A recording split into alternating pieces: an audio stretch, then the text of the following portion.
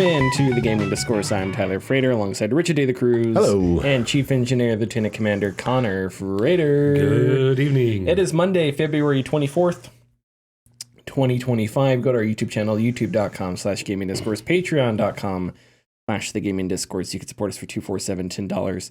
Get your name in the video credits, early access to our videos, access to our Discord server, and more. New video out, a review of Eternal Strands by Yellow Brick Games. It came out about a month ago, and then I wasn't able to start playing it when I got a review copy. But after that, I got it. I started playing it more, bunkered down, and posted it a couple days ago. So go check that out.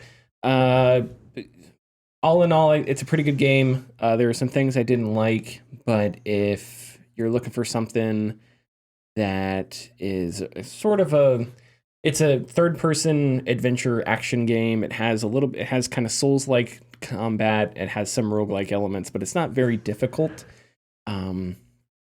Everything is gear-based and stuff. So the main character's name is Bryn, and it's played over a series of sort of mini open worlds. And you go out there and you can find crafting material. You come back to base, and then you upgrade your gear, upgrade your weapons, stuff like that. When you're out in the world, you can find new weapons and whatnot.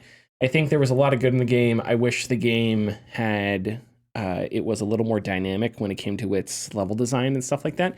A lot of the spells that Bryn gets and that you have to unlock by defeating what essentially bosses, they're sort of utility spells in that they have some kind of physical effect on the world. So like one of them is called, I forget what exactly it's called. Basically, it makes a little kinetic explosion that if you cast it, and then you press it again to detonate it, right? So as Bryn, if you cast it at her feet and jump and detonate it, it'll fling her into the air, right? Cool. That's nice. So there's these enemies called giant foes, or great foes, and these are the game's bosses. And they're these really big, like there's a big dragon, a couple other like giant beasts. Then there's archons, which are these giant like walking constructs, magical constructs, and they have all kinds of different attacks and stuff. But you have to climb them.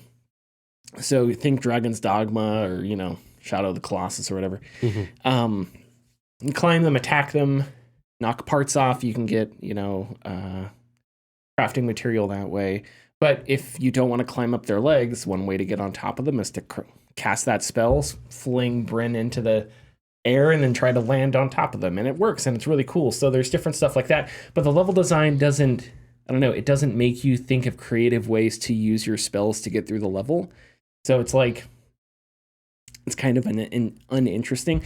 The premise of the game is that you are a part of essentially a band of magic users and adventurers, like a party.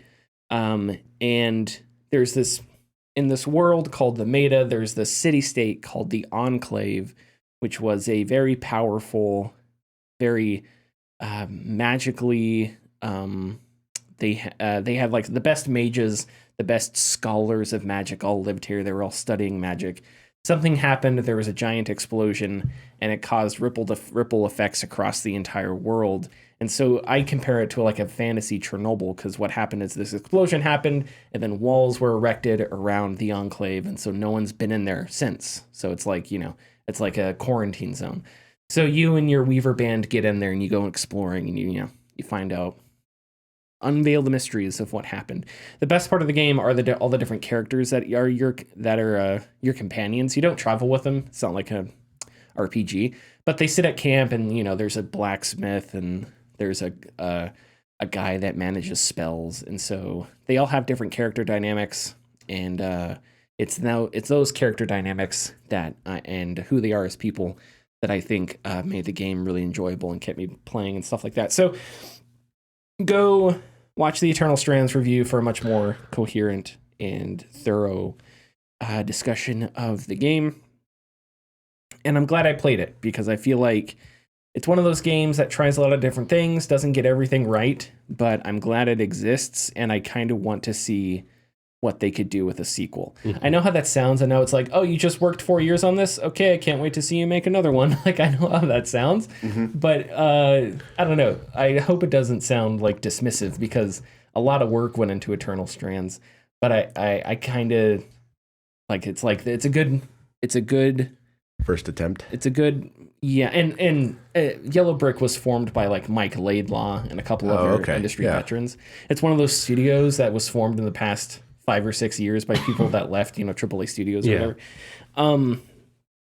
But it's like, man, if they can build on top of this, Eternal Strands 2 may be like really cool if they can iterate on some of these ideas. So yeah, go check out the video. Okay, so we've all been playing a little bit of Avowed, right? Mm-hmm. Tiny bit. Awesome. I'm 20 hours in. So, that's incredible. Well, I mean, after I finished the video, I was like, okay, I'm going to take a few days because Avowed just came out and I'm excited as hell for this. So I got to the second open zone area, but I haven't done anything past there. But yeah, so you're just past the tutorial mission. And have you been past the tutorial? Or are you still just in there? past? Yeah, I think Connor's further than me. Awesome. Okay. So we'll do general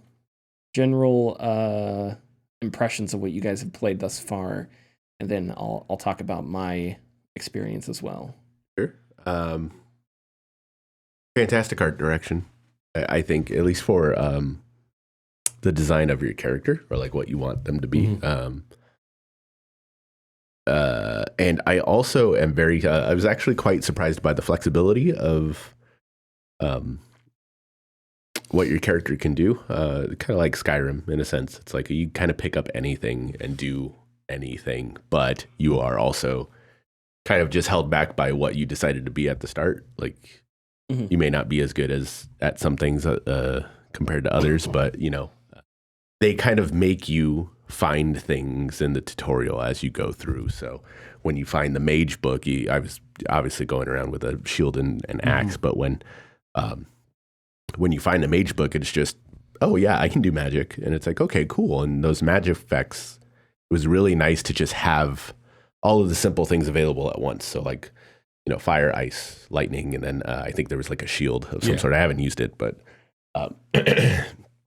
but it was really nice to see that. And it was really nice to be rewarded by a little bit of exploration. I'm pretty certain it's designed this way, but when you have to save, I forgot her name already, starts with the I, the prisoner. Yeah. Mm-hmm. I'll just say the prisoner. When you have to save her. Iona, something like that. Yeah, you can kind of go a couple different ways, and you can end up getting the key, in certain ways, and just kind of like fiddling around with things was really nice. It has very much, I keep wanting to say a Skyrim feel. Like I want to say that Avowed is unique, but it is in a lot of ways. I think it is. But it's very similar to other games, and Skyrim is the next closest thing I can be like, because I began to tell people, it's like, yeah, I can have an axe and then like throw flames, but it's like, well, I guess I could do that in Skyrim too. Like it's not really a big deal. I would probably say my only downside for it so far, is the first boss you fight, the infected guy. Yeah, on Tutorial Island. Yes, on Tutorial Island, obviously with, he had that, like that, his character model would teleport, but he's not somebody who could teleport, Yeah, it's like because mid animation, depending on if he was next to you or not, he would just like magnetize toward you to hit you. And I thought that was pretty annoying, especially because it was quite large distances that he was able to do that. So it's just some wonkiness there. And I'm playing on a Series S, and it looks good, but I find it strange what they like kind of choose to pull back as far as graphics goes, because I know one of the biggest hangups that a Series S has so far, both with Ninja Gaiden Black 2 and Avowed, is hair, detailed hair, and it's just like I'm looking at a mesh screen like on their hair. Oh, really? Yeah, and that's how it always looks, and I don't know why it has a problem with that compared to other details throughout the game, because everything else looks great, but the hair always looks terrible. Like the first guy's like goatee is just very splotchy. It's very bad, and I think that's more of a Series S problem than the game's problem. But It is. The Series S does have significantly weaker hardware. Yes, it does. But also, I know that there's PS4 games that don't do that. Like, I mean, there are PS4 games that hair looks great, comparatively. But I mean, that's also just something I can ignore. But it is kind of distracting when a character, would be talking and you just just like, whoa, all right. But I like it so far. And I enjoy the, just like any like RPG, I enjoy the multiple language choices. And I think that they're at least slightly bit more fleshed out than like Fallout 4 or I don't even know what the last game I played that was similar, because I haven't played a game like this in a while, actually, now that I think about it. So I feel like I'm playing something for the first time and I'm like, wow, these are all cool. But it's like they've been done so many times in other games. But I really would like to see what the first city has to offer, because it looks really nice from the outside, because they just got to the dock and I was like, okay, we're done. Yeah. Connor? Initial impressions are I'm a little underwhelmed by it. Okay. My first, I've done a couple intros, one just to like as my main character, and then bringing up stuff that like showing to my partner stuff that I'm having issues with the game. Each time, I didn't realize you pointed this out. The starting weapon you get is randomized. Oh, really? Oh, is it? Because I started with a dagger. My second and third time, I had a sword and a spear. Interesting. Okay. Yeah, interesting. You mentioned an axe. Yeah. And I didn't find an axe in my first playthrough until after I got off the island. Dang. Okay. That's cool. That's kind of cool. Yeah. Except they're all martial weapons, and I built a caster. Oh, okay. But it doesn't feel, and I know it's part of the tutorial, but it doesn't feel like it's a hindrance. And I'm a little bit past it, and I haven't built towards melee weapons, and it doesn't feel like I shouldn't be using melee weapons. And that's a little disappointing, because I built my character specifically towards being a caster, and so having to wait, and I'm fine with like it being taught incrementally and only getting magic at a certain point in the tutorial, but it was past when like your first like little like arena area where you have the kobold looking things, where there's like 6 of them that you're fighting, and I'm like, oh, I'm not equipped for this. I'm a weak squishy caster. I died a few times in that fight because I didn't have the sustaining power. So that was a little frustrating. But other than that, I think my biggest gripe is writing. Joss Whedon is my enemy. He has ruined character writing for humanity. We don't need every character to be sarcastic and quippy. Especially when it is extremely forced. The first person that you speak to off the island, they're like, hey, you can't park your boat here. We're waiting for the envoy, and she's late. Probably died at sea. Good riddance. You wouldn't say that. That's it. That line exists for the player to be like, I'm actually the envoy. Yeah, that is true. Because that's all the options you get. That's all the speech options you get is like, well, I'm the envoy and you just insulted me. And it's like, it feels very forced, and it's boring, and it's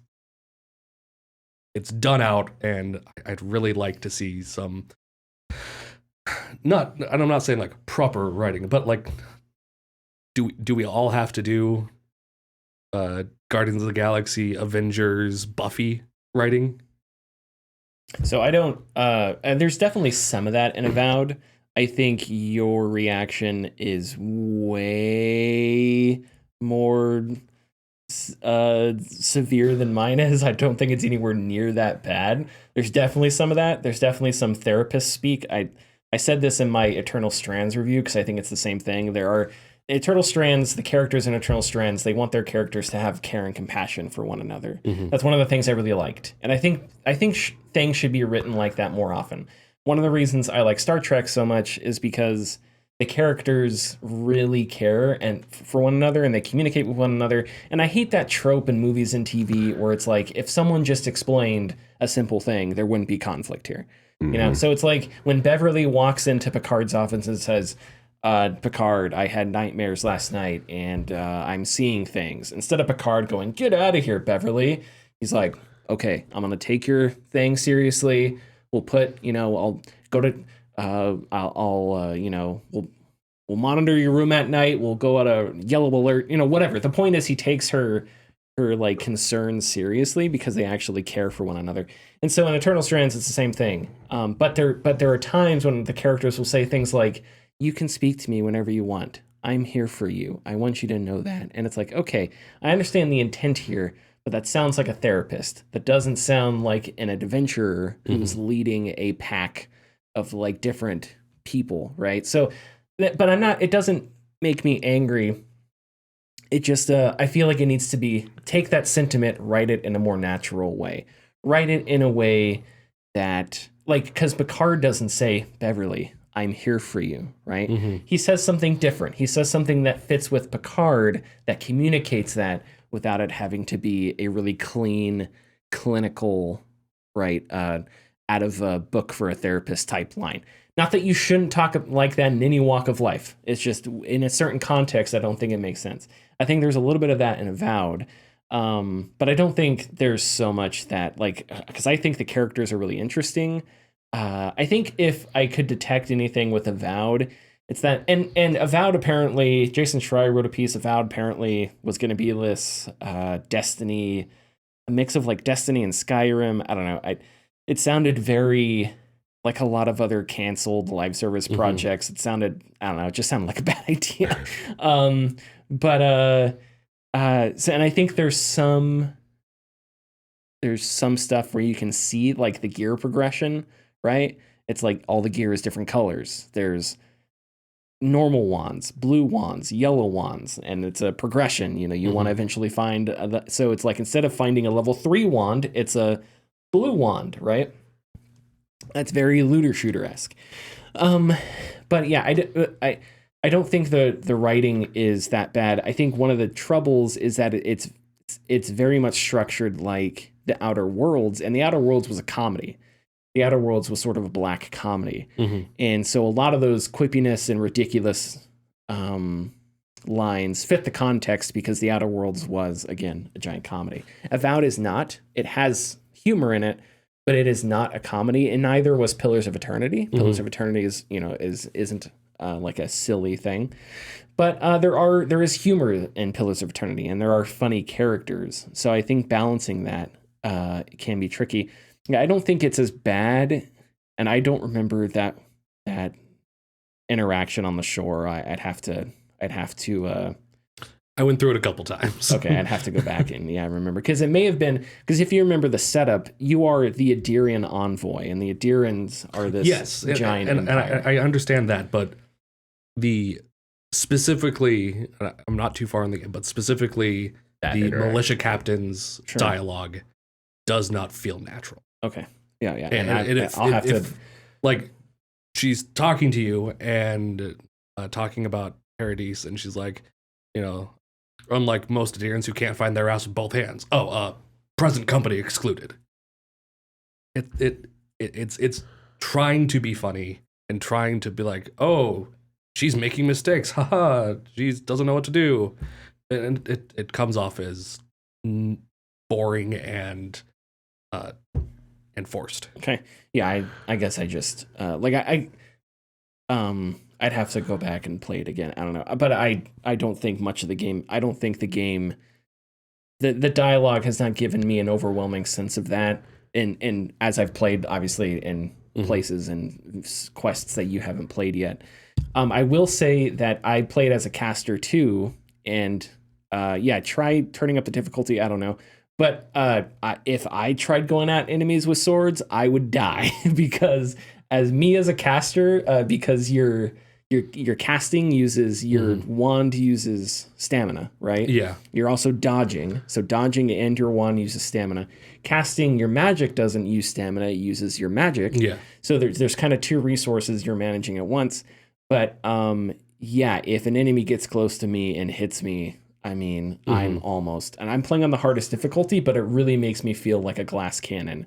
And what that has done is it has made my companions even more important, because now my companion attacks, and when they aggro enemies and take the heat off of me, is like super useful.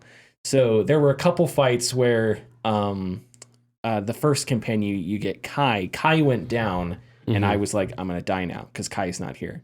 And I thought that was great, because to me, a good RPGs don't have to do this, but one thing some good RPGs do is it's not just about your character, it's about your companions as well. You're not playing as, in Baldur's Gate 3, you're not just playing as your character, you're playing as this party of people, right? They're all kind of working together. So when, two of them go down, that makes you substantially less powerful as a player, because half of your abilities are gone. So I really like that Avowed does that. And yeah, it's really cool to see the Pillars universe in first person. A lot of the spells you cast are spells from the RPG. And so it's interesting to see how they decided to transport them over, and then like give, like the big, you'll eventually find big AoE spells where you cast a fireball and the fireball explodes. And so when you cast it, your character for a second conjures the fireball and then throws it, but on the ground in front of you is a big circle that you can kind of move by aiming. Yeah. So, and you can also cast it in the radial wheel too, if you want a little bit more precision. But if you just cast it in the moment, you can sort of start casting it to the side and, oh shoot, look the other way and cast it that way or something. And that's really cool. Yeah, I love the Grimoire, what you're talking about. Yeah. The Grimoires are really cool because it allows you to use spells that you haven't unlocked through the skill tree. Oh, very cool. Okay. So it's like, if you find a Grimoire with a super powerful spell in it, that's your spell. You can use it as long as you have the Grimoire. Cool. And this is the same thing in Pillars of Eternity. So let's say you find 2 Grimoires and you're a spellcaster. And you can only use one at a time. But you can equip 2 different sets of weapons. So you can essentially have a set of 8 spells and you're switching between them. So I do that all the time in my character. I have a set of spells that's AoE, and I have other spells that are more attacking one person. And they do different things. The ice spikes freezes enemies. The lightning spell, I think, I don't know if you have to upgrade this or not. The lightning spell will jump to multiple enemies and it stuns them. That. Yeah, so it's like, and it stuns them. So one of the ways that I have saved my own life is, some skeleton warriors coming after me, and I'm like, oh shit. So I switch over and cast the electricity spell. And, he sits there getting, Skeletor, he's being like stunned. Man. And while he's being stunned, I can allow my stamina to get back or whatever, so that when he's back to his normal state, I can use my wand to kill him or whatever. But yeah, so I would say keep trying. Maybe turn up the difficulty, because I think once you get to some tougher fights. That's an interesting that I should up the difficulty, because I'm on the second highest difficulty, so they're and there is a conversation to be had about if an RPG doesn't really enforce its systems on a normal difficulty, is that a problem?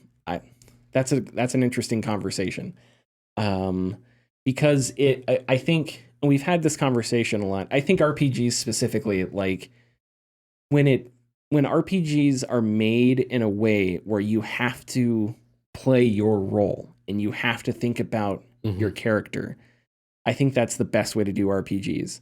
So like in Pillars of Eternity, if you're a priest and you build a formation and you're at the front of your formation, that priest is just gonna die because you don't have any armor, you don't have any, damage reduction, you don't have a lot of it. So it's like it forces you to play your role, which means you're digging into your character spells, you're digging into your character systems, and learning how to use them in conjunction with your other companions. Now, Avowed is more of an action RPG, so your companions don't have massive, libraries of spells and abilities. They have 2, 3, 4 abilities or whatever. So it's more about, using their abilities one at a time and stuff like that, maybe closer to like something like Mass Effect. But yeah, that's an interesting conversation that I don't know, is tricky. But I've had a lot of fun with the combat, turning up the difficulty, and it has made some fights really hard, but it not hard in a way where it's like hard, where I'm just banging my head against the wall and it's like, okay, this is just difficult. Hard in a way where it's like for example, I fought a boss that I lost to, and I think I lost to this boss twice. And what kept happening was I would aggro them with Kai, and then eventually Kai would get worn down and die. The boss would come after me. I would get overwhelmed. I would get killed. So I was like, okay, so Kai's going to go down. So how do I deal with Kai going down and me having to take? And I was like, oh, wait, my freeze spell. So I'm fighting the boss. The boss takes down Kai. As soon as the boss takes down Kai and the boss looks at me, I cast my ice. The ice freezes the boss. I run over, revive Kai. Kai's back in the game. I jump out. The boss unfreezes, goes to attacking Kai, and we beat it. And I was like, hell yeah, that's me digging into my spells, going, what can I do to give myself some time here? And it was the freeze spell, a really basic mechanic, but that's the kind of like RPG design that I just freaking love so much. Just like in Baldur's Gate 3, my judo chop with the monk, you know, it's like Stunning strike. Yeah, I like to call it the judo chop because it's like Austin Powers. Yeah. But it's just like, you know, it's like, what do I do? Oh God, I'll just go around judo chopping everybody and make everybody waste a turn. You know, it's like you dig into that and you find cool ways to get past enemies or whatever. So that's another thing, yeah, that I really like about Avowed. But yeah, on easier difficulties, I don't know. Yeah, I don't know if those systems really, if they work all that well or if they're all that important. Witcher is a similar way, right? You get the harder difficulties, that's when your black blood matters. That's when your shield matters. That's when all of Geralt's abilities really matter. On the easier difficulties, does that stuff matter as much? I don't know. Doesn't that make the combat worse? I think in some ways, yeah, because now there's a bunch of mechanics that you just don't have to worry about because you can just kill everybody with a sword. So what does it matter? So yeah, I would continue on. The story... I plan on it, but I don't know if upping the difficulty fixes the combat for me. I'll continue with it a lot longer, but if it's going to be my relationship with the writing that makes or breaks this game. Oh, I think the story is interesting. Another thing I'll say about the combat, and I think some people don't like this, is it is gear-based. So like, you'll go on a quest. Yeah. And the quest is like, go kill this bandit out here. Okay, so you go out there. And the bandit is, I don't know, some dude. But this dude has his rank is blue. He's a blue enemy. And all you have are the basic weapons, meaning you're not going to do a whole lot of damage to him. So, and some people like, and again, this may be good RPG design. It just means you're not ready for that fight. That boss, that enemy is too high level for you, essentially, even though it's not technically level. So you just have to go, like, there's a couple fights that I encountered that I just couldn't beat. So I just had to go do other things, waited until I found some better gear. And then once I found that better gear, I came back and I walked, and it was a tough fight still, but I was like, okay, this is much more manageable now. And I'm okay with that. Like, I'm okay with a world where it's like, no, you're doing this quest. This quest is too hard for you right now. You don't have the equipment. You don't have, you know, the necessary, you don't have a big enough assortment of spells to do this. Like, I'm totally fine with that kind of design. I think, again, that's what makes RPGs good, as opposed to something like Fallout 4, where it's like, oh, you went into this base? Yeah, I just shot everybody in the face. Oh, okay. Like, you know, it's just like, none of it really mattered all that much. So yeah, I would, but to the story, I think is good. So that, again, you're the Adiran envoy, which I think is kind of a weird, I don't know. I wish they would have thought of something else to call you, because envoy is just not very exciting. Rook was cool in Veilguard, because Rook was kind of, I don't know, it felt like you were a secret weapon. You're the Rook. You're going to come in from the side, from the flanks. Well, I don't know. But it's not. But it was cooler than short for rookie. No, I don't think so. Is it? I think it is. I thought it was always like the chess piece. Oh, it's funny. I always thought it was just short for rookie. They just called you Rook. Oh, maybe it was. I don't know. But that wouldn't make sense when you were leading. Doesn't matter. Well, they didn't give you the nickname when you were leading. They gave you the nickname earlier on. But even if that's the case, Dragon Age Vilgard wasn't all that well written anyway, so Okay, it never was explained why. But calling you the envoy. Yeah, calling you the envoy is like kind of a boring. It's like envoy. That's not. I wish they would have thought of something else there, because that's just not very exciting. I think envoy. That is a mid-class imported sedan. The envoy. Yeah, exactly. That's exactly what it is. Yeah, functional for taking a kid to soccer practice. Not great for leading a fantasy RPG.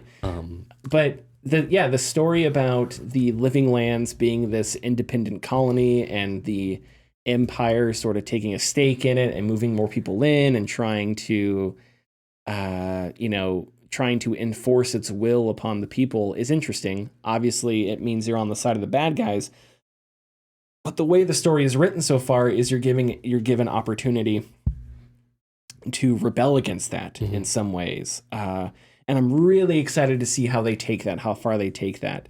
Because if you can eventually totally rebel against the Adiran Empire, that would be really, really, really cool. So yeah, we're at half hour. There's a lot more I could go on. I just want to include one thing, and this is just a personal preference thing for me. And this is a setting that I'm probably going to be turning off. The combat is too fluid. You think so? Yeah, especially with the auto advancing when you attack. Oh, okay. It does feel pretty good when I play. Like when I. But what did you go with? Sword and shield? No, I went with archery. Oh, okay. Ranger. Cool. What it's called? That's what I would. Yeah. There's only 3 sort of archetypes. Yeah. There's your fighter, ranger, and spellcaster. Yeah, ranger. But the thing is, you can mix and match them. You're not locked to a skill tree, which is a thing that now in Pillars of Eternity, if it's like I picked priest, it's like okay, you picked priest. If you look at a sword, you die. So it's like it's really rigid. A little more. What's the term I'm looking for?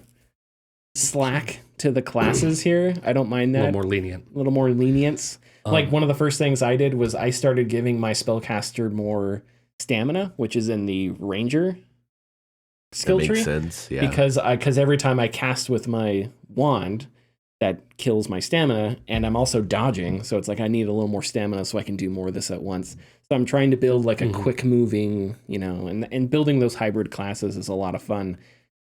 Especially if the combat demands you to dig in and find those things. So yeah, you were going to say something. Also, I don't know if this is a result of mouse and keyboard play, but I accidentally went into third person mode, and it feels like okay. So when you turn your character, you pivot from the center point on the character. That pivot point felt like it was about 10 feet in front of my character. I'd be moving, strafing, and turning my camera. And it was like I was drifting. Oh yeah, I don't know. So I don't know if that's just an effect of mouse and keyboard. I don't have a controller I could plug in. I haven't heard how people like the third person camera or not. I think a lot of the animations and stuff look cool in first person. So, but yeah, I guess we'll talk about it more next week. But I'm really enjoying it. So far the year hasn't been that long, but so far it's my favorite game of the year, which I guess isn't saying a whole lot. Okay, let's hit the news. Thanks for listening. If you like our content, please consider subscribing or leaving a like and comment. You can find us at patreon.com/thegamingdiscourse. And our tiers are $2, $4, $7, and $10 and include getting your name in the video credits, early access, and access to our Discord server. Okay, so we're going to be talking about AI's big, Xbox's big AI push here. Microsoft announced Muse, a generative AI model for gameplay ideation. Microsoft says Muse can create consistent and diverse gameplay rendered by AI, demonstrating a major step towards generative AI models that can empower game creators. There were lots of different takes on this. There were lots of different reactions. I don't know. I have I don't know like how this is different from other companies and their big AI pushes or anything like that. But I also like, to me, Microsoft is so in on AI because that's where the money is. So I feel like this is more something for investors than it is for, I think, actual game developers or even gamers. And I don't think that's cynical or wrong. I saw there was a piece by Megan Farukamesh in Wired. I think I pronounced her name correctly. Where she talked about a lot of game developers having a negative reaction to Microsoft's this big Muse thing, and also what it specifically does. Microsoft announced this alongside a paper that was written in the journal Nature about like how generative AI can be used to generate gameplay and stuff like that. And you can see some of the footage, which is like, it looks like it's like worse than a Game Boy Color. That's AI generated quote unquote gameplay. But I don't know. I've been thinking about AI. Well, you guys can have, sorry, if you guys want to. I'll just say this. If you haven't watched the video of the AI generated gameplay of Minecraft, one, consider yourself lucky. Two, it is a dumpster fire, and I do recommend watching it just to see how bad it is. Yeah. So I've read that. So one of the things that Muse can do is Muse can like predict what players are going to do, which I find interesting, because the idea is that it watches, like, so they worked with Ninja Theory and they watched hours and hours of Bleeding Edge. Mm-hmm. I hate to make jokes about Bleeding Edge, but it's like it famously bombed. Yeah, and so it's like, I don't know. Let me just tell you something. As a person who works in QA, there is no way to predict what a gamer's going to do. But that's the thing. True. That's the thing. It is impossible. That's the thing that I'm curious about, though, is like what is the use of something like this? And there's this conversation is going to be highly speculative because I'm not a game designer. None of us are like game designers with 15 years of experience. Mm-hmm. But back in the day, there were Halo heat maps, right? Yeah. That would show you where players went. So when you're a game designer and you make a map and you put a rocket launcher somewhere, can't you predict, okay, we're going to have players that are going to run for this rocket launcher. We're going to put a rocket launcher here, a sniper rifle here, and a shotgun over here. What is the heat map going to look like? Well, it's probably going to be a lot of people going to each power weapon and stuff like that. Games are not, like, yes, you are correct in that you cannot wholeheartedly predict how players are going to interact with your systems. Mm-hmm. But I don't know. To me, it's like, do we really need an AI to run through a level a bunch of times? At least a generative AI to create things to predict what players are going to do for designers. I don't know, maybe, but it just doesn't. It seemed like that's something that, don't we already have AI bots that you can sort of test games with and whatnot? I don't know, and I don't know what distinctions there are between generative AI and the more sort of casual uses of AI. And if this actually solves any problems, I don't know. It's the same thing with like big open world games, because games are not complete open systems, mm-hmm. right? Everything has some kind of funnel or some kind of predictability to it. Even Oblivion, right? As soon as you exit the sewer, there are a million different directions you can go, but in every direction there is something, right? Mm-hmm. And I think most players are going to revert to the obvious places to go. And they get attacked by a mud crab. Which mud crab, or you swim across and go to the ruins, and there's the bandits. Another mud crab. And there's the bandits over there, whatever. So it's like, you can do those things. And the point I'm trying to make here is like, I don't know, I feel like game designers can in some ways give players breadcrumbs to lead mm-hmm. them to places or whatever without having to, I don't know, whatever. Without having an AI needed to do any of this stuff. But yeah, sorry, Richard, sorry, was there something? I actually never read the story. I'm sorry, I never read the story, so I have no idea. Like, I hear people talking about it, but I have no idea what they're, this is terrible. and a lot of it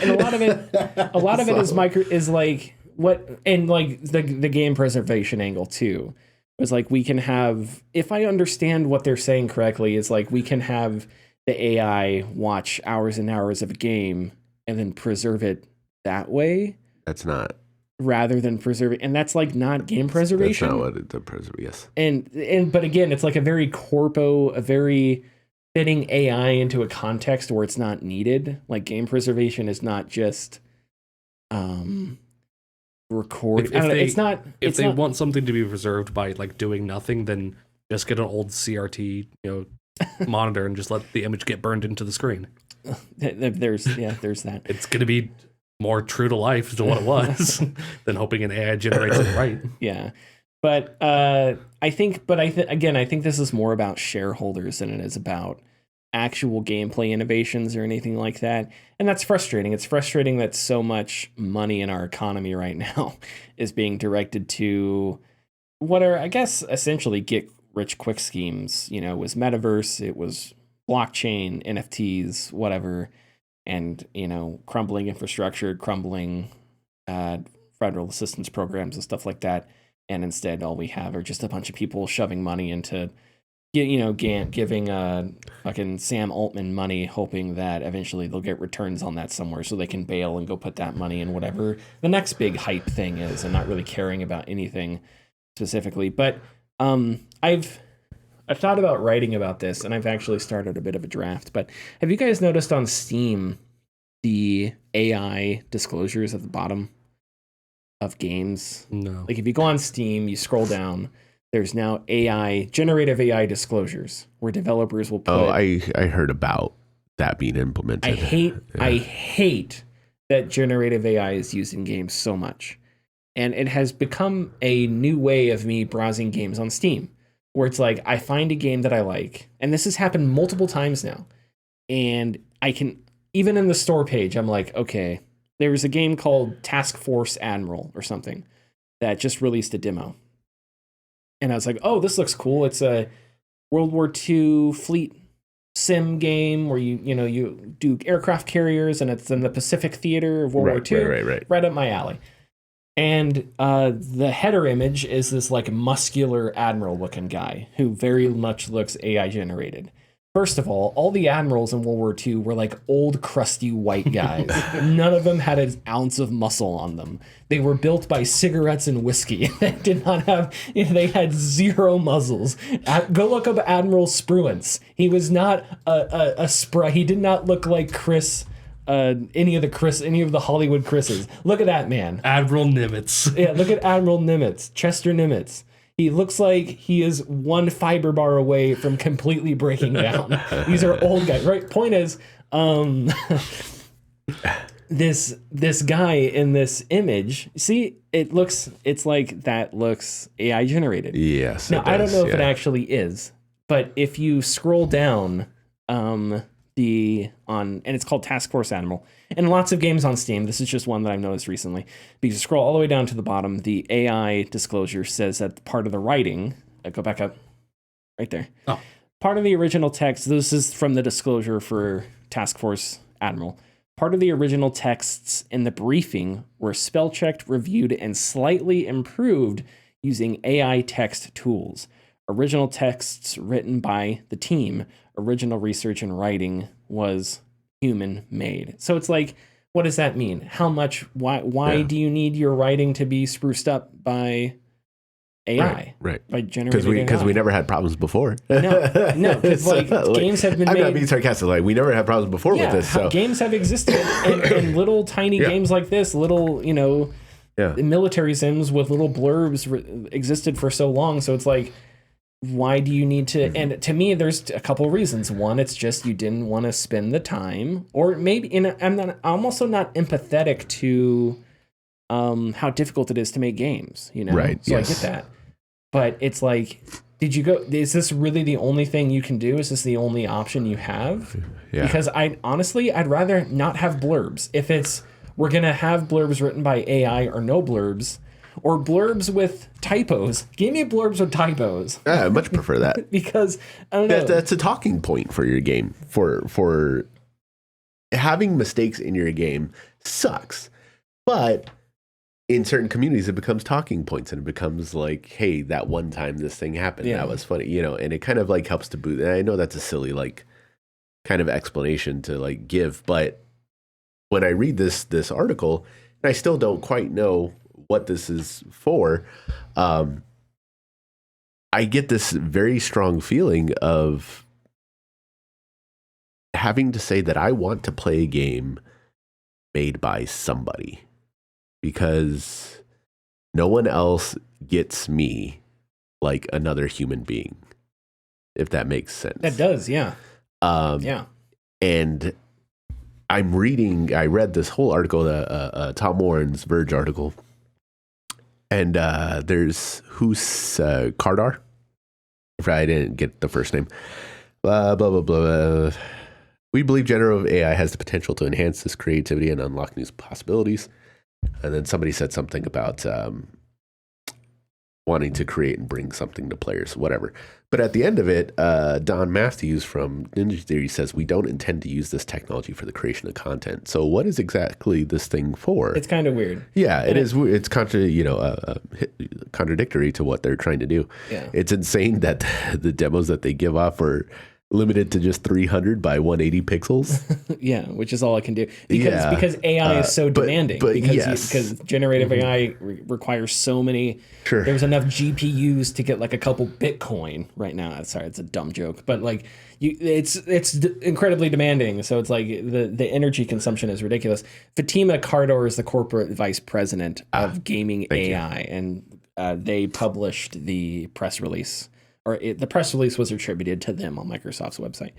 But it's like, just give me, I don't know, or can you not hire a writer? Yeah. That game, Task Force Admiral, is being published by Microprose, which is a publisher they're an old publisher. And they stopped publishing for a long time. I don't know what the story is, but they recently came back and started publishing a ton of stuff. Cool. And it's all fun milsim stuff. And it's like, can you not pay a writer? Like, hey, pay them if you have to hire. I don't know what the procedure is. Like when you hire an actor, you should hire a union actor. So if you hire a writer, hire a union writer, pay them what they're owed, and have them take a week to go through your game, read through the copy, and fix it. And it's like, oh, we can't afford that. Okay, then don't use generative AI, because I'd rather have typos than generative AI, because I don't think generative AI adds anything. Back to this general, and I know if you're listening to us or watching, now I don't know for sure if that guy is generative AI, but that's part of the problem, right? Mm-hmm. I know this game has used it in its writing, so where else could it be used now, And I look at that guy, and that guy looks like generative AI. Yeah. But what does that guy add? Did he add to my interest at all? No.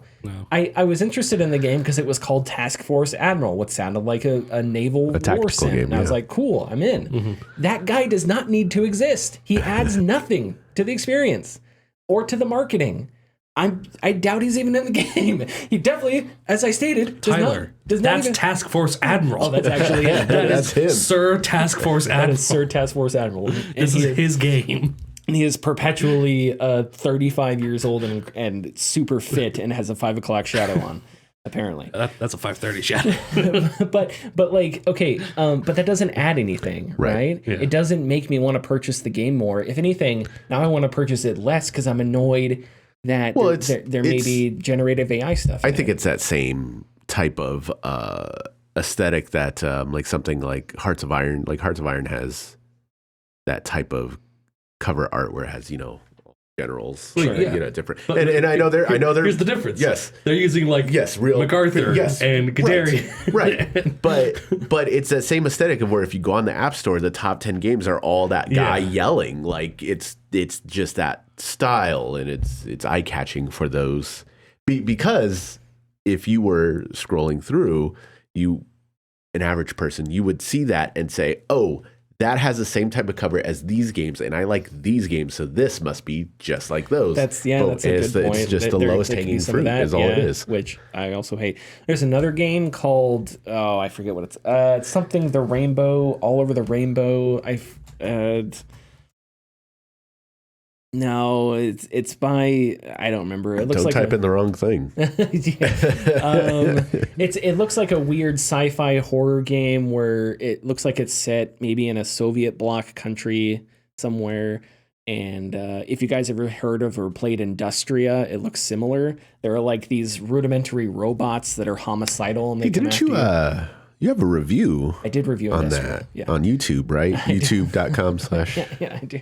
Discourse. But anyway, so there's a game called something of the Rainbow. I forget, and it caught my eye, and I was like, hell yeah, this looks cool. So it has a demo. I downloaded the demo. I played the demo for 5 minutes, and I was like, okay, this game seems awesome. Seems cool, super atmospheric. I can't wait. Yeah. I went to the Steam page, and I was like, oh, I didn't check. Scroll down, and it said some characters are voiced by AI. And I was like, son of a bitch. And it's like, well, which characters? And what AI model did you use? Now I have all these questions. What is that AI model trained on? Is it trained on stuff that it stole? Is it trained on stuff that was copyright protected that no one's paying for, but it's just getting scraped off the internet? Yeah. And what about the large language models? What about the model that was used for Task Force Admiral? Was it ChatGPT? Because if so, all you're doing is using New York Times articles to spruce up your little blurbs about the battle in the Pacific, and that makes me angry because it's like that's not ethical, and there's got to be other solutions out there than using generative AI. And generative AI has only been around for a few years, so there it is. It's called Hail to the Rainbow. If you look at the screenshots, it looks awesome. It looks fucking sick, but there's characters in it voiced by generative AI, and I hate that. Specifically because I don't know all the details of what model. How does that model get its data? And then are you sure there's no other options? Listen, again, I'm not empathetic to how difficult game design is and how expensive it is. So if your reason is we cannot hire somebody, we cannot afford the budget to hire, I'm fine with it. Just give me text. It's fine. Sure. If the option is between nothing and generative AI, I'll take nothing. I will literally take that over generative AI. Solo dev. Yeah, and that's fine. Solo dev, self-publishing, yeah. Yeah, and that's fine. So shoestring budget. And I'm not saying like, oh, if you're a solo dev, you're like, go ahead, do whatever you want with AI. But it's like... When you... Sorry, you make your point. Okay, so I have a shameful point.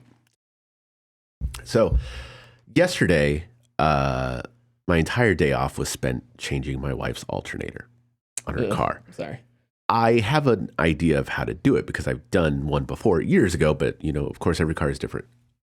But I have a mechanic friend. Well, not a mechanic friend, but I have several friends who are very good with vehicles and they work on them. He goes racing, whatnot.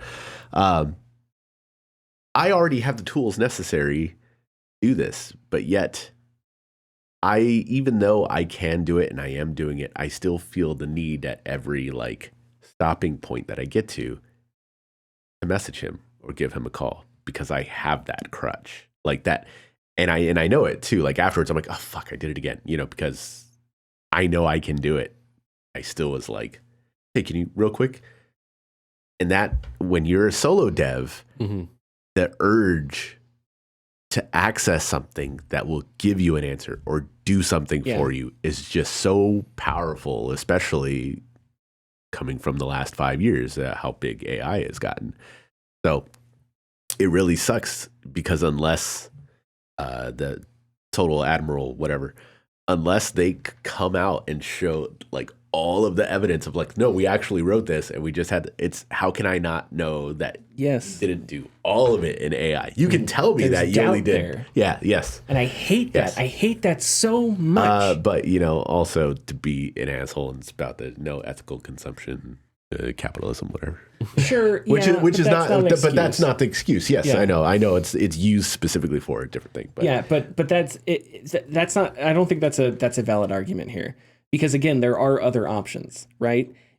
If you have to use, I feel like if you have to use generative AI, then the next question is the thing that you're using it for, does it have to exist for your game to sell? I would rather, if a character, if the choice is between a character being voiced by a generative AI or me just getting a text box with when it comes on screen, give me the little sound effect. I'm fine with that, especially if you're a solo dev. I understand, especially if you're a solo dev. But if you're using generative AI, in some ways it's like, okay, well, who do we tell not to use it? teams of 5 devs? Or is it okay if they use generative AI? What about teams of 15 devs? Where's the cap? At what point is a developer not allowed to use generative AI because they don't have enough As soon as you get tools? a partner, as soon as it's 2, it's no more AI. How much money? Like if you have $300,000. If you have a $300,000 budget, is that low enough for people to make generative AI stuff?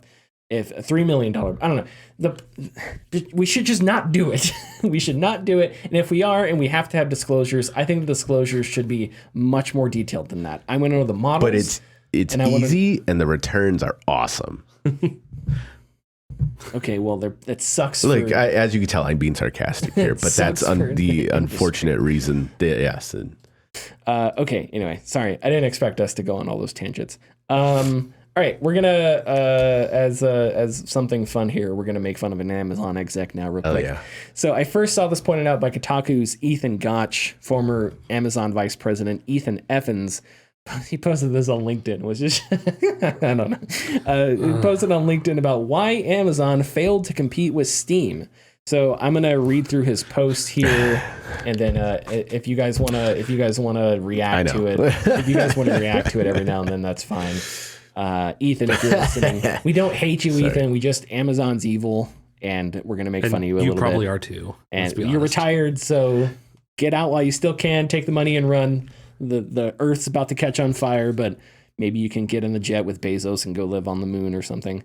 Okay, so again, Ethan Evans writing in LinkedIn about why Amazon failed to compete with Steam. As VP of Prime Gaming at Amazon, we failed multiple times to disrupt the game platform Steam. We are at least 250 times bigger, and we tried everything. But ultimately, Goliath lost. Here's why. So first thing, I find it funny that, because yes, technically they are much bigger than Steam, but I don't know. It's not really David and Goliath. It's like Zeus taking on Dionysus or something. It's like a big god taking on someone else who is still a god. It's not like Steam is some indie project. Also, but why compare yourself to Goliath? The evil guy? Yeah. Right. The one who's like the morally bankrupt one. I mean, it's obviously telling about, Amazon. Yeah. But I get why. I probably would have picked the giant Lost. I don't know, something like that. But yeah, it is weird that you're like, I'm going to compare the company I worked for one of the more... Unfortunately, guys, the bad guy lost. Yeah, exactly. Continuing here. The 15-plus year-long attempt to challenge Steam started before I was VP of Prime Gaming, but we never cracked the code. Not under my leadership or anyone else's. The first way we tried to enter the online game store market was through acquisition. We acquired Reflexive Entertainment, a small PC game store, and tried to scale it. It went nowhere. Then, after buying Twitch, we created our own PC game store.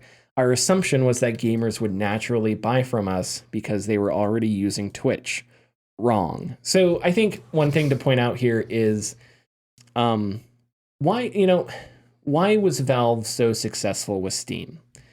I think one reason is that when they released Steam, it was connected to one of the greatest games ever made, Half-Life 2. Mm-hmm. Right? Yes, correct. So to me, one of the truisms about games is that it's all about games. If you make good games, that solves a lot of problems. It does. Nonsense. Doesn't solve all problems, isn't the cure-all, but if you make good games that enables other things, that can let you build things, that's the foundation of everything, right?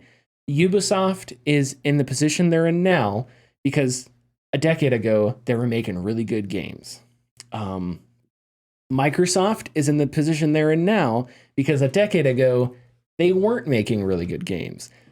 We could go on and on about the Switch is super successful because Breath of the Wild, and Mario Kart is because the game and third-party support. So it's like when you set out to disrupt which fine, you want to compete with Steam, I'm all for that in some ways. I think competition is good, but it's like, I think your goal should be, why don't we just make a really good game first? Why don't we hire people to make a good game? Now, arguably, they've made games that people have liked. They've made MMOs and stuff like that.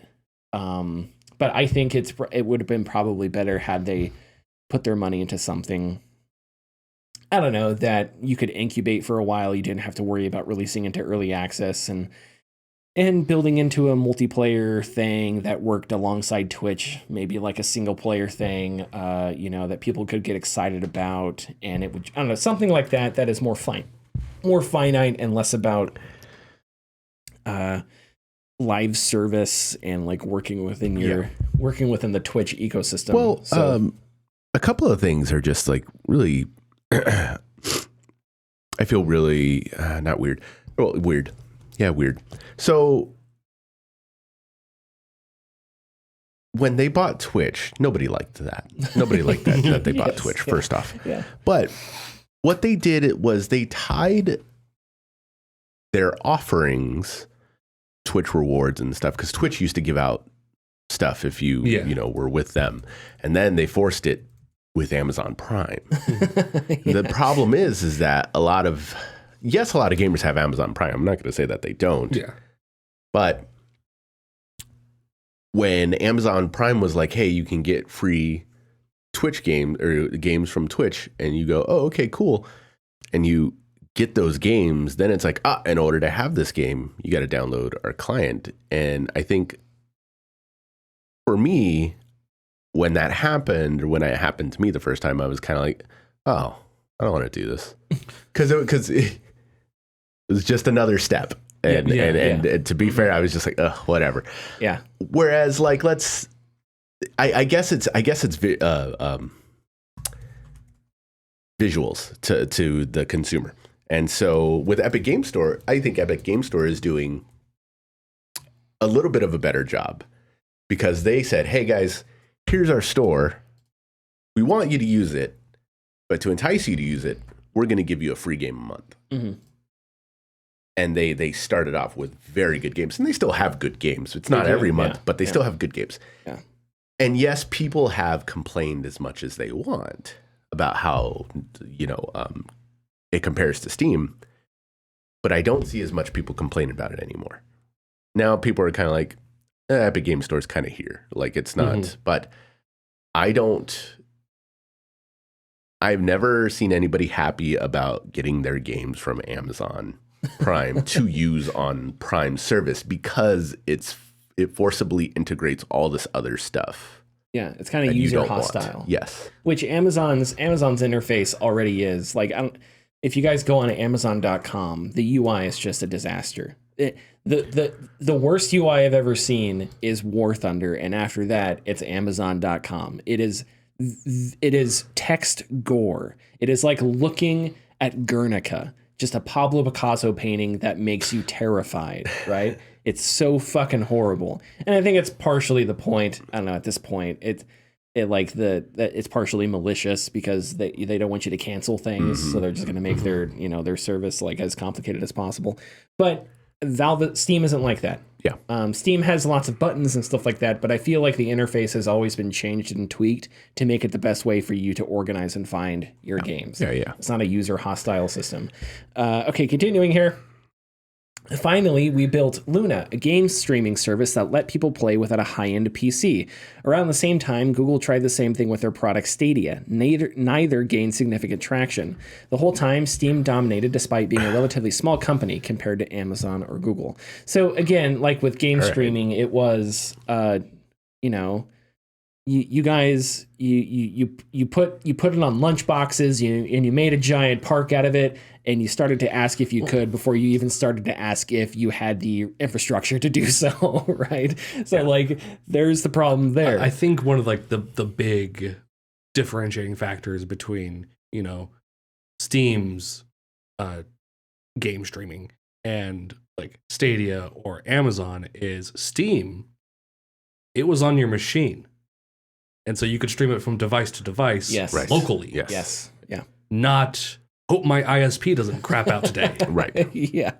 Or hope that it doesn't work for whatever reason. Hope that the game doesn't require a substantial amount of data that it has to stream the entire time and throttle my internet and rack up my bill because I wanted to play fucking 2 hours of Call of Duty. Yeah, exactly. Yeah, there's that. And again, Steam has always treated it like a feature. Yeah. It's another thing to do. It's like the way I think Xbox now kind of views xCloud. is Steam streaming has been around for a long time, and I've used it a lot. I used to use it to play Elite Dangerous of all things, which is crazy to think about. But like, it was a feature you could utilize, and it's been built on with like the Steam Deck and stuff like that. But it has never been, this is Steam. Yeah. This is video games. It's, you want to use Steam, here are the 10,000 options you can use. Yeah. All of them supported locally. Yeah. And I don't know what Luna's, I don't know what initiated Luna, or what their plans with Luna is. Is Luna still around? Luna is still around, as far as I'm aware. But like with Stadia, it was Google viewed Stadia as a paradigm shift. Yes. This is the future of video games. And that was annoying because it was like all these questions were thrown out the window. Don't worry, pre-order it, get the Founders Edition. And it's just like, what? Get your first grab at gamer tag name. Yeah. So all this stuff that really bothered me, because it's this tech that we just didn't know about.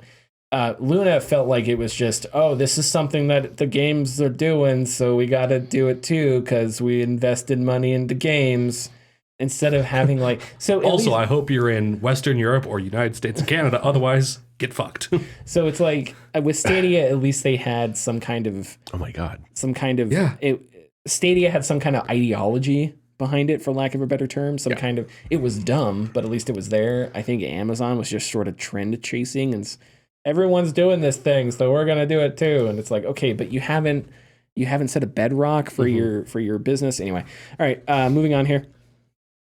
The mistake was that we underestimated what made consumers use Steam. It was a store, a social network, a library, and a trophy case all in one. And it worked. And it worked well. At Amazon, we assumed that size and visibility would be enough to attract customers, but we underestimated the power of existing user habits.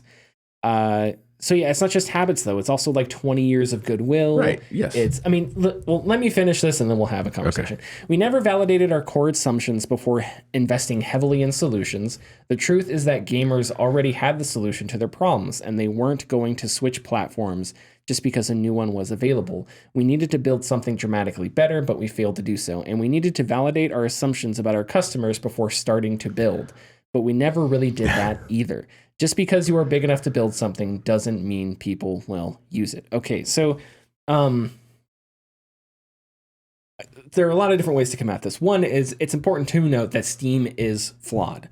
We could talk about the review system, moderation, discoverability. We could go on and on and on. But the thing is, with Steam and Steam not being a public company, for all those things, Steam has innovated through the years. Yeah. So I feel like I will criticize Steam for things, but I think you also have to set aside that the Next Fest. Yes. Amazing, right? Yeah, and absolutely. This is something brand new the past couple of years. The Next Fest is this amazing way to get all these smaller games out there. I do think that review bombing used to be much bigger of an issue. Now they have built-in systems to sort of detect review bombing when it happens, right? It's not a perfect thing. But at least it's something, yes, right? And I also think that it's easier for developers to build community. I do think there are developers out there that legitimately want to build communities. I interviewed Chet Falasek a few months ago. His game, The Anacrusis, the idea behind The Anacrusis was that they wanted people to play together. He called it a community game. It was like a small game that they wanted to build a community around. And Steam's tools are kind of designed for you to do that. Yeah. Because you have the update page, the news page, right? All those things. The community tab. So it's all there. Now, what does that mean for the internet? What does that mean for websites and forums? And yes, there's a lot to consider there. But if you're a game developer and you're trying to cultivate that, that's really convenient, I think. And I don't think another storefront has anything on that. So there's all that. And yeah, this sounds like somebody who never played a game, who had no idea what Steam was, and jumped into it and was way over their heads. But the thing that makes it frustrating is it's almost like jumping into music without knowing who Kendrick Lamar is. It's like, imagine if you're like, we're going to disrupt the music industry. And you're like, oh, what are you going to do about Kendrick Lamar? Who? What? Who's this guy? What? You don't know what? It's like, it's so arrogant. It's so like confident. You don't even, it's like, well, how could you even not have zero sort of self-awareness about how any of these things work? I don't know. And that's frustrating that these people are in control of the biggest corporations in the world and they're making decisions for us that we have no power over. And it's like, and yeah, sometimes, you know, we rail on executives and stuff, and it's like, okay, I get it. It's not, you know, everything is not Andrew Wilson's fault. Right. Like, sure. But then you read something like this and you're like, wow, it really, all is an out of touch executive who just doesn't fucking know anything. Like, it's almost like, did you really not know this? Yeah. Or speaking of Andy Kaufman, is this a big Andy Kaufman bit? Like, I don't know. The mistake was we underestimated what consumers wanted. They had a store, a social network, a library, a trophy case, and we gave them none of these things, and they didn't want our system. Yeah. It feels, the last two paragraphs specifically, I don't know why I keep thinking like of high school specifically, but like in high school, obviously there is the most popular guy at school or girl at school, whatever. People don't look at that and be like, I'm going to take that person down. Like, and work to, it's and not that's prison rules. You don't take down the biggest guy. Well, right. But so there's like that aspect. But the second aspect is also like coming to a new school. If you were like kind of flamboyant and rich and stuff and try your hardest to win people over, but everybody already sees through it. And they're just kind of like, get out of here, loser. Like that's exactly like kind of yes, you're correct. The dynamic that for some reason I'm looking at. Like they expected to just steamroll Steam because they had the money, because they had the push and pull, but everybody was like, no, we like this thing for a certain reason. Like we already see why. Once again, I use the example, everybody hated them buying Twitch because Twitch already was a good thing going. And we knew that when Amazon came in, they were just going to mess it up. And they are, very much so. Especially recently. I think what is it? Like you'd only have 100 hours of... Oh, geez, I have no idea. So now you can only have 100 hours of archived footage. Oh, really? So people who have like, you know... Doesn't Amazon have like some of the biggest server farms in the world? They're probably... Yeah, they're dedicating all that to AI. Well, I was going to say they're dedicating it all to the CIA and DoD contracts and shit like that. Yeah, sure. But anyways, No, you're correct. Like, because Amazon has the infrastructure to compete with Steam, obviously. So I guess that's what's frustrating to me. It was similar to, I guess like EA and Star Wars games is like you have all the resources necessary to do this. You just have to stop being such a fucking Nimrod, right? Right. And it's like with Amazon, you have all the resources to do this stuff. It's just, I don't know. It's not like it can't be done. It's not that difficult. And if I were to sit down and brainstorm, how could you compete with Steam? That is difficult. But I also don't think it's impossible. I think what you'd have to do is just make another Steam. I was going to say, step one, make Steam. Make Steam and then do a 90-10 split. There you go, right? Or set your goals differently. You know, itch.io isn't going out there to compete with Steam, right? No. It's a completely different thing. I mean, and if you look at the most successful Steam competitor right now, Epic, what do? Yeah, 8812. Well, not even split-wise. It's just alt Steam. Yeah. Well, but even then, they don't have the same. That's one of the big criticisms is they don't have the same community integration, reviews and stuff like that, which I totally get, especially for developers. Also, they allow blockchain games with and they give out free games. Yeah. But at least they're sort of lobbing money at something that has some kind of, I don't know. It doesn't feel like.